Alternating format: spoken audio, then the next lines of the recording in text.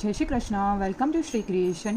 આ વિડીયોમાં હું તમને ઠાકોરજી માટે ઉષ્ણકાલમાં ધરાવી શકાય એવો કંદોરો બનાવતા શીખવાડીશ. અને અત્યારે મેં 3 કલરના મોતી લઈ લીધા છે અને ડિફરન્ટ સાઇઝમાં બી લીધા છે. ઓફ વ્હાઇટ અને લાઇટ પિંક કલર, એ બંને થોડી મોટી સાઇઝના મોતી લેવાના રહેશે. અને ઓફ વ્હાઇટ કલરના જેકો મોતી લીધા છે.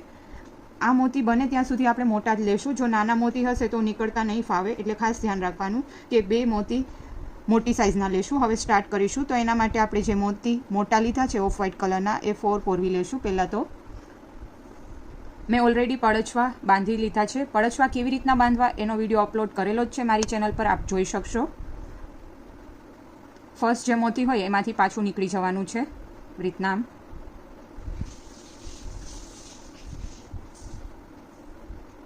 પછી જે સાઈડનું મોતી છે એમાંથી બી નીકળી જશું અને વચ્ચેનું મોતી છે એમાંથી બી નીકળી જશું. અને અત્યારે આપણે એક ઓફ વ્હાઇટ, એક લાઇટ પિંક અને એક ઓફ વ્હાઇટ, બધા મોટી સાઇઝના મોતી છે એ જ લેવાના છે. અને ઓપોઝિટ સાઈડમાંથી પાછા નીકળી જશું.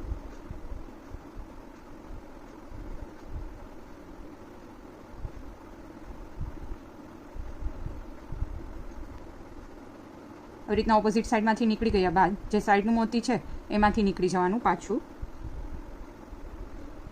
એકદમ દોરાને ટાઈટ ખેંચી લેવાનો જેથી કરીને ફિનિશિંગ સારું આવે. હવે અહીંયા ઓફ વ્હાઇટ કલરના આપણે જે જેકો મોતી લીધા છે એમાં લઈ લેવાના રહેશે. અત્યારે આપણે 5 જેટલા મોતી લઈ લઉં છું અને પછી જોઈ લેવાનું કે પિંક કલરનું મોતી છે એની ફરતી સાઈડ મોતી આવી જવા જોઈએ. જો ગેપ રહે જાજો તો આપણે વધારે લેવા પડશે. આ રીતના આમ જોઈ લેશું. તો હજી એક ઘટે છે તો એક સિંગલ મોતી હજી એક લઈ લેશું. અને પછી ઓફ વ્હાઇટ કલરનું જે સાઈડનું મોતી છે એમાંથી નીકળી જશું. આપણે ઉષ્ણકાળમાં મોસ્ટલી લાઇટ કલરના જ શિંગાર ધરાવતા હોઈએ છીએ, તો આવી રીતના તમે જાતે જ શિંગાર બનાવી અને ઠાકોરજીને ધરાવી શકશો. હવે અહીંયા દોરો આવ્યો છે તો આ જે વચ્ચેનું છે એમાંથી નીકળી જશું.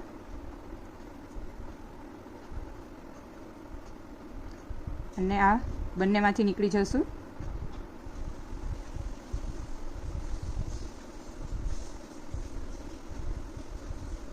જે સાઈડનું મોતી છે એમાંથી બી નીકળી જશું. અને હવે પાછું આપણે 3 મોતી જ લેવાના છે, કેમ કે સ્ટાર્ટિંગમાં તો આપણે સ્ટાર્ટ કરવું હતું એટલે મોતી હોય જ નહીં, એટલા માટે 4 લીધા હતા. અત્યારે તો ઓલરેડી આ એક મોતી છે જ અને ઓપોઝિટ સાઈડમાંથી નીકળવાનું રહેશે, એટલે 3 મોતી જ લેશું. એકવાર થોડું ધ્યાનથી જોશો એટલે ફાવી જશે. તો બી ના સમજાય તો મને કમેન્ટ કરી અને તમે પૂછી શકો. હું તમને શ્યોર સમજાવવાની ટ્રાય કરીશ. અથવા તો તમે માલાજી અથવા કંદોરો આ મેં બનાવું છું એ તમે બનાવતા હોય અને એમાં કંઈ કન્ફ્યુઝન લાગે તો ઇન્સ્ટાગ્રામમાં તમે મને ફોટો બી શેર કરી શકો. હું શ્યોર તમને સમજાવીશ. 3 મોતી પાછા ઓફ વ્હાઇટ કલરના લઈ લેશું અને ઓપોઝિટ સાઈડમાંથી નીકળી જશું.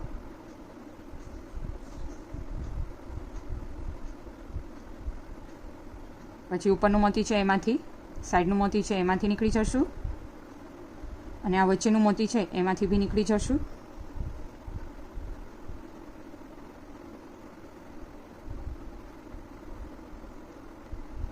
બધામાંથી નીકળી ગયા બાદ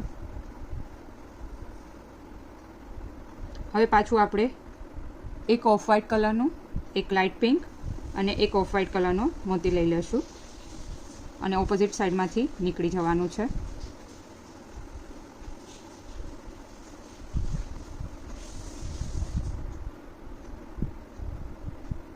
પછી જે સાઈડનું મોતી છે એમાંથી નીકળી જશું. અને પછી 6 મોતી લેવાના રહેશે, જેકો મોતી. જે નાની સાઈઝના આપણે લીધા છે એ 6 મોતી લઈ લેવાના.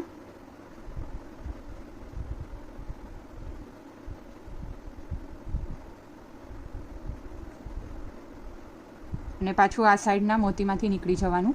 હું તમને ત્યારે કહેતી હતી કે મોટા મોતી લેવાના, એટલા માટે કહેતી હતી કેમ કે આપણે બહુ ઝાઝી વાર એક ને એક મોતીમાંથી નીકળવું પડે. એટલા માટે મોટા મોતી લેશો તો તમારે ઇઝીલી સોય નીકળી જશે. જો નાના મોતી હશે તો ઘણીવાર એવું બી બને કે નાના મોતીના લીધે સોય આપણે વારંવાર એક જ મોતીમાંથી ના નીકળી શકે.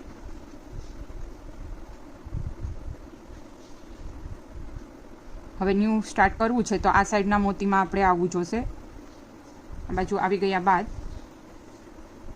3 મોતી લઈ લેશું ઓફ વ્હાઇટ કલરના અને ઓપોઝિટ સાઈડમાંથી આવી રીતના નીકળી જવાનું છે.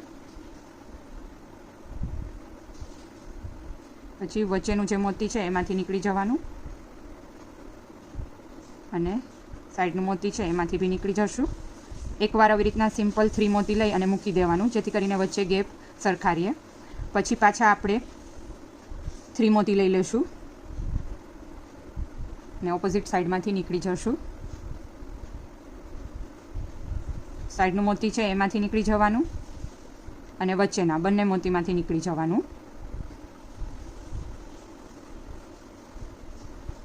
પછી એક ઓફ વ્હાઇટ, એક લાઇટ પિંક અને એક ઓફ વ્હાઇટ, 3 મોતી લેવાના. સોરી, પહેલાં આ મોતીમાંથી બી નીકળી જવું જોશે અને પછી જ લેવાના રહેશે. બાકી દોરો દેખાશે, વચ્ચે દોરો ના દેખાડવા માટે આપણે ખાસ વચ્ચેના મોતીમાંથી નીકળી ગયા પછી આવી રીતના ઓપોઝિટ સાઈડમાંથી લેવાનો રહેશે.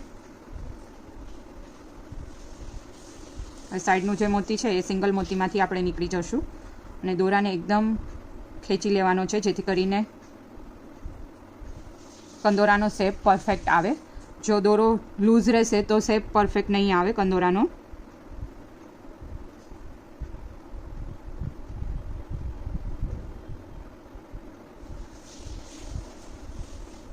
સિક્સ મોતી લઈ લેશું ઓફ વ્હાઇટ કલરના. જે ઝીણા સાઇઝના જે કો મોતી લીધા છે એ જ લેવાના છે, નાની સાઇઝના.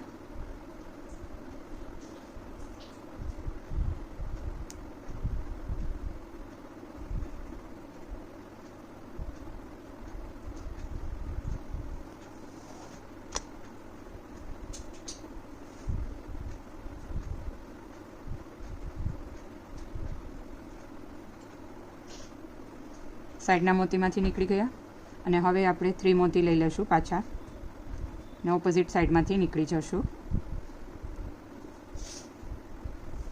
પછી સાઈડનું જે મોતી હોય એમાંથી નીકળી જવાનું અને વચ્ચેના મોતીમાંથી નીકળી જવાનું.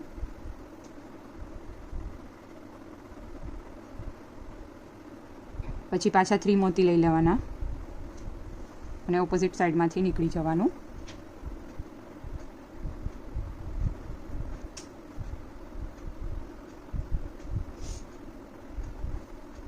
પછી ઉપરનું જે મોતી છે એમાંથી નીકળી જવાનું અને સાઈડના મોતીમાંથી બી નીકળી જશું અને વચ્ચેનું જે મોતી હોય નીચેની સાઈડ પહોંચી જવાનું છે, કેમ કે નીચે આપણે આવી રીતના કરવાનું છે એટલા માટે. હવે એક ઓફ વ્હાઇટ કલર, એક પિંક કલર અને એક ઓફ વ્હાઇટ કલરનું મોતી લઈ લેવાનું અને ઓપોઝિટ સાઈડમાંથી નીકળી જવાનું. પછી જે સાઈડનું મોતી છે એમાંથી નીકળી જવાનું અને પછી આપણે જે કો મોતી 6 કલરના 6 લઈ લઈશું ઓફ વ્હાઇટ કલરના.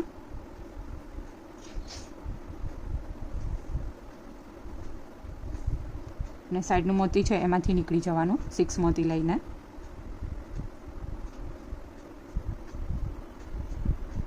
પછી આ વચ્ચેનું મોતી હોય એમાંથી નીકળી જવાનું ને એવી રીતના આખો રાઉન્ડ ફરી અને આ સાઈડના મોતીમાંથી આવી જવાનું.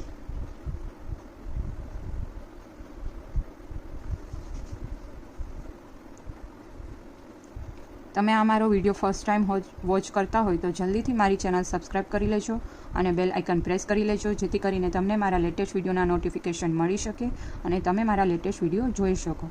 અને હા, તમને જો કંઈ ન્યૂ પેટર્ન શીખવી હોય તો એનો વિડીયો તમે મને ઇન્સ્ટાગ્રામમાં શેર કરી શકો. હું શ્યોર એ ટાઈપની ડિઝાઇનનો વિડીયો બી અપલોડ કરીશ.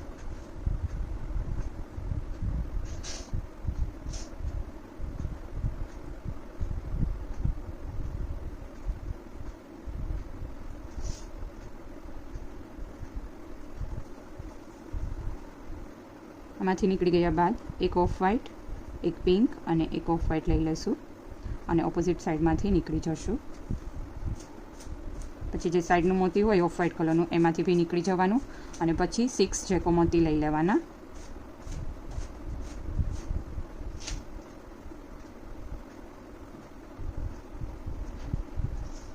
તમે આમાં કોઈ બી કલરમાં બનાવી શકો. ડિફરન્ટ કલરમાં બનાવી હોય 3 કલરમાં તો બી ફાઇન લાગે.